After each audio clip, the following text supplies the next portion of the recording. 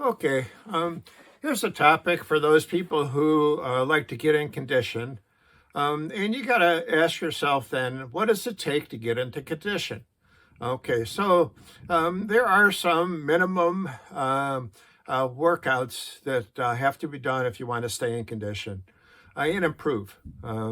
If you are just kind of doing some sort of sport on Saturday, you're never going to get anywhere. If that's the only day that you do any kind of training, you can't make progress with one day a week. It's just not possible. Um, you can't even do too much with just two workouts a week. You might be able to at least maintain your fitness level with two workouts, but you're not going to make any progress once again. The minimum you're going to require is three workouts, and I can tell you why. When you do a workout, the results of that workout last for about 72 hours. Now, if you look at 72 hours, you're talking about basically about 3 days, 2 or 3 days. In general, what I have told people is try not to let more than 2 days go between workouts so that this can kind of overlap and you can build. Now, let's just say you work out on Monday and then you don't work out again until Friday. Well, definitely 3 days have passed. And so by Friday, you're basically back to square one. You are kind of having to start all over again. And then, okay, you're going to take the weekend off and work out on Monday. Okay, that's great because that's going to build up a little bit. But then you don't work out again until Friday. 4 days in between, it's not going to work out. So 2 days a week, no matter how you place them, there's always going to be a time where there's going to be more than 3 days. You can try it out for yourself. There's no way you can put two workouts together that there's not going to be 3 days in between. So then the question is, what's the minimum here? Okay, we're talking about 3 times a week, spread out again, because you can't be like that weekend warrior where you work out Saturday and Sunday, and then you go one more time. Once again, you're going to find that no matter where you put that middle of the week workout, you're always going to have 3 days again. So you put it Saturday, Sunday, and Tuesday. Well, then Wednesday, Thursday, Friday, that's 3 days, you're gone. Okay. Okay. Well, then I'll do it on Wednesday.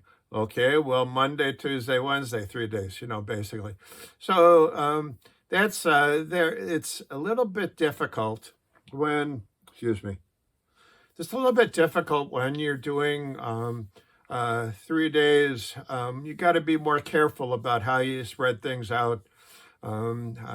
Ideally, it's a situation where, like I said, you try to avoid more than 2 days in between anything. So you can do, let's just say, Monday, Wednesday, and Friday, and the weekend is 2 days. You're still okay. By Monday, you're still in doing good, and you're going to make progress. Now, if it's something where you want to do the weekend, great. Do the weekend, but do some training in the middle of the week so that you're not losing time off. The easy way of doing it actually is about trying to do 5 days a week, because then you don't have to worry about any break in your training, because if you're hitting 5 days, I don't care where you put those 5 days, you're always going to be in good shape. In general, the more days per week, the more condition you're going to be in. So, the American College of Sports Medicine recommends working out 5 days a week for at least 45 minutes a day. On average. So that's their recommendation for getting in shape, basically. Now, when we talk about this, what we're really showing is we're talking about improvement. So you want to see a curve that's like this, where you're making slight improvement over time, so you get, better and better shape. You don't want to see a situation like this where you get better and then back, and then get better and then back, and get better then back. And that's the situation if you're only working out 1 day a week. You get in shape for a little bit and then you're back to square one again. Or 2 days a week, the same thing. You're in shape and then nothing, in shape and then nothing, in shape and then nothing. So like I said, if you have 3 days a week that spread out, you're in shape, you're a little bit better, but you're making progress. You never go down to completely down to baseline. So over time, you have a slow but steady improvement. Now, one of the challenges to this is that if you are doing your training and you're doing training that's very hard, let's just say that you're a racer and you're doing all these interval sprints all the time. The problem with that is you're going to have a situation like this. You're going to make improvement and an injury. And then you're going to make improvement and an injury. So that's the problem with, when you're working out at high intensity, is that there's always a possibility of injury. There's a type of training called HIIT, H-I-I-T, which I have talked about in another video.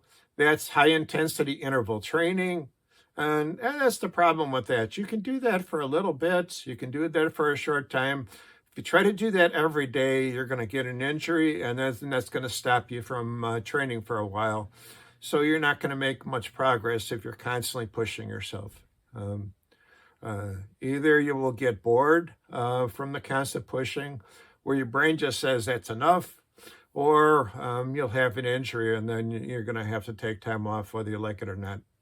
Okay, so, this is a little bit about, training frequency and intensity. Keep it in mind when you're working out.